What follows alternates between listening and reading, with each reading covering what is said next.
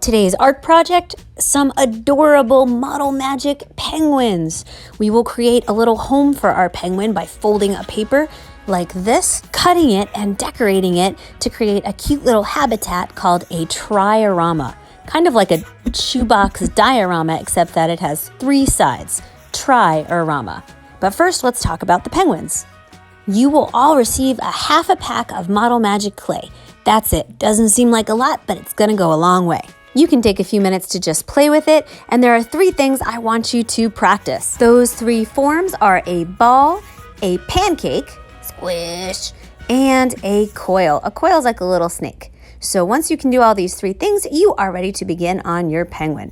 Put all your clay back together, and you're gonna rip off some pieces for the eyes and belly, rip off a piece for the hat, and rip off a piece that's gonna be the beak and the feet. Then take all the clay that you've got left, and you're actually gonna dye it with marker. Now this is a really cool way of adding color first instead of painting it. Whatever color you choose, make a big old pancake and fill it really full with color. Then flip your pancake over and color the other side. This will make your table dirty.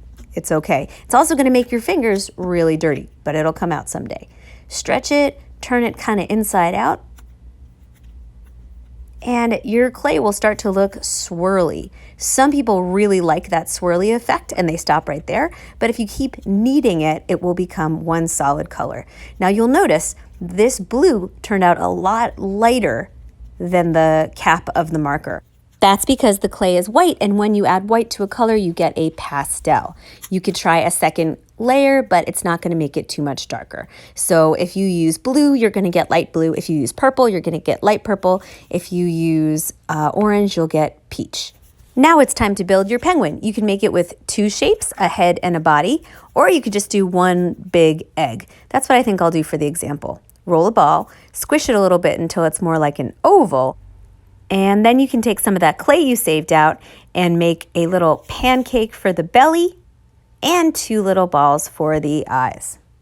Oh, I forgot to say also, save a little bit for the flippers. If you forget to save some, you can just grab some extra clay and make some more. These are just squished pancakey ovals. Your next job is to color a little bit more Model Magic for the next part of your penguin. I'm going to do the beak and the feet next. This is a lot easier because your piece is a lot smaller.